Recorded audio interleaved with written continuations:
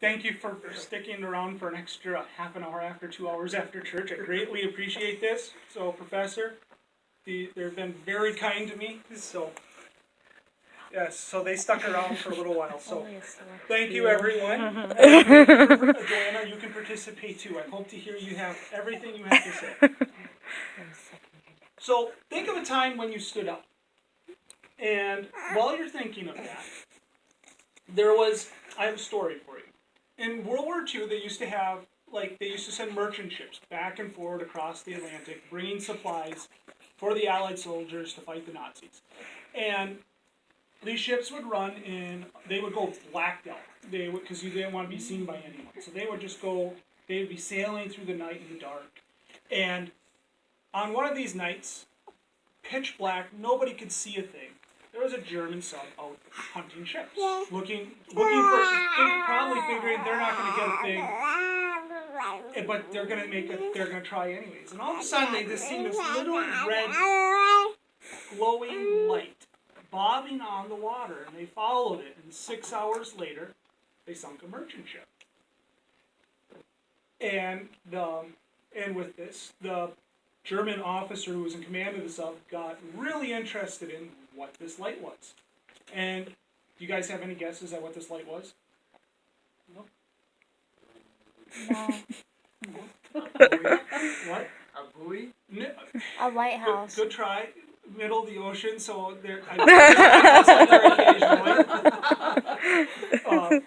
no, it ended up being a guy smoking. You have a lot of people in war, people smoke all the time. Well, the guy started to question, they went and picked up the survivors, so they started questioning the guy, or these people, and they found out that this guy wasn't even on duty, but he had a friend who was working in the bridge.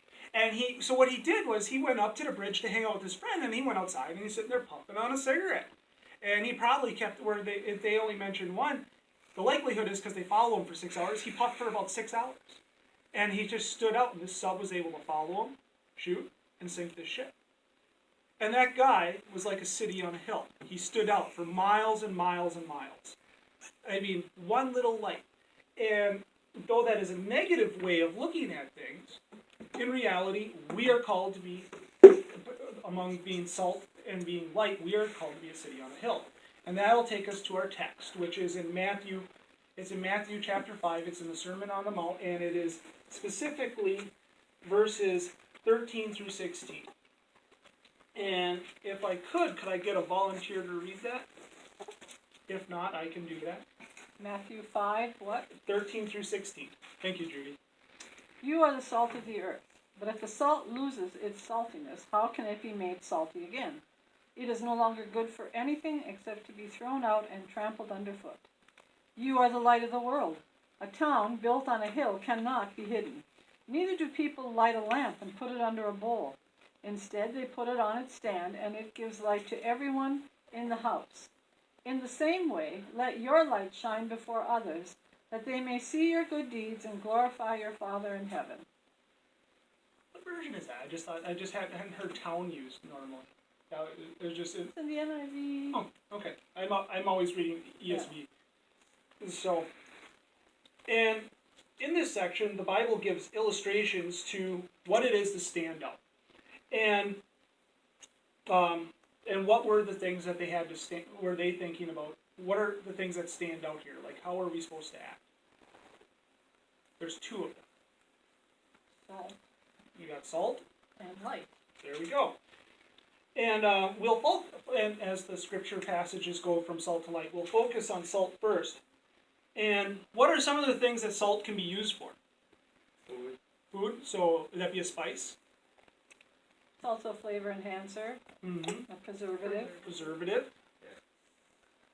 That covers some of them, and those are all good answers. And I always find that at times it's useful to look up a word like a Bible dictionary, because the Bible will use an English word because it's translated out of Greek. They'll use a English word a little differently, and in there they had it to where it go of being possessed of a purifying, perpetuating, and antiseptic qualities.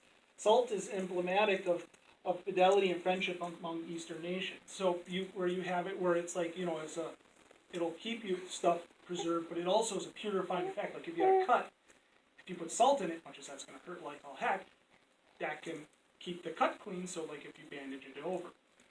And so with going with that, so when we are called to be salt, what are we supposed to do?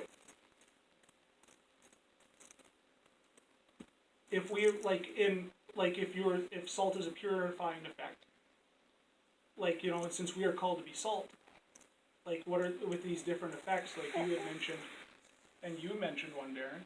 Yeah. Also, like what if you're supposed to be salt, going along with what you said, what would you be in the world? Sorry to pick on you. I don't care. Oh.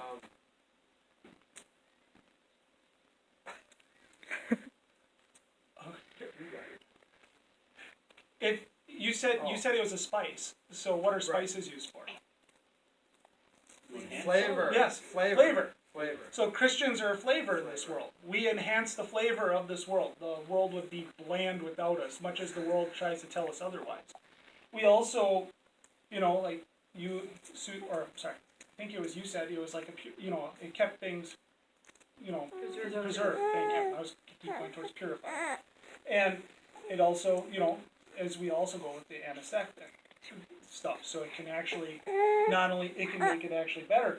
And when Christians are called to live, and when a Christian lives the life that God has called them to live, one of obedience because of faith, they become salt in the world. And Alistair Begg used, I just heard in a sermon not long ago, he made a reference to this girl, I think it was over in England. And this girl, she died like when she was 20 or 25. And, but she was known for being incredibly devout. And I remember hearing like she was praying for hundreds of missionaries at a time. Like she had a list they found after she died. But she was going to college, and like where you walk through and somebody will be talking about something inappropriate, something dirty, using foul language, people would get silent and they would stop wherever she went.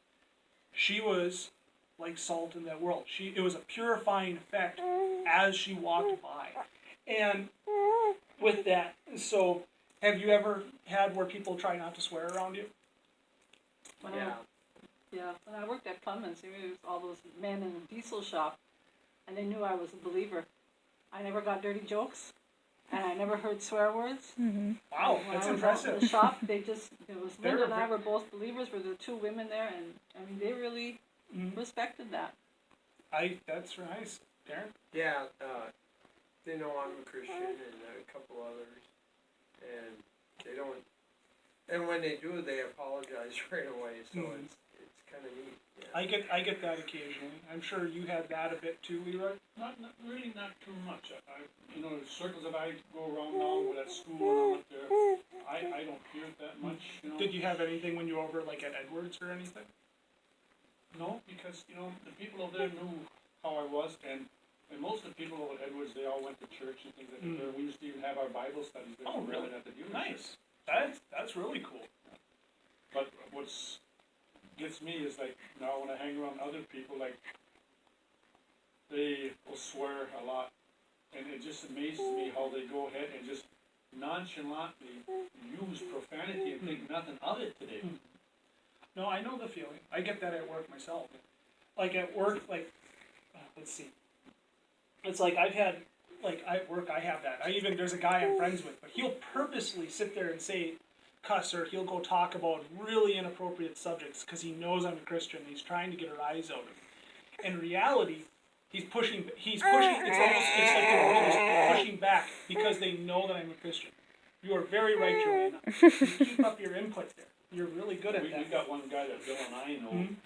His name is Richard. He's in the sports real big, So when we see him at a basketball game or something, or no matter where you see him, he uses God's name in vain, and I don't honestly think he even realize it, and I cringe every time I hear him say that. It becomes so common that, I deal with veterans all the time. That is the normal language. To have them, some of them just, they have an inability to turn it off because that's what they're used to. They see so much that. Yes, they do. And we're right there where you're saying, where I was telling that guy with the pushback, and here it goes, right there, you would say that the world is actually resisting there, and where you have a purifying effect, it's almost like a virus. Like if you put an antibiotic into your body, it's basically like where the disease fights back. Right there, it'd be like the world, the flesh, the sin nature. It sits there and fights back against it, and because of you, by nature of who you are, if you're living as salt, your salt, it's gonna come into conflict right there, which is you can see like you're bringing up where like people, the guy probably knows you're a Christian and Well, sure, well, in fact, there are two of them are my brothers, mm-hmm. and they sit out there, when they're talking back and forth, they use the F bomb like nothing to it. Mm-hmm. Yeah, I know that. It's a normal conversation piece. Mm-hmm. No, I know.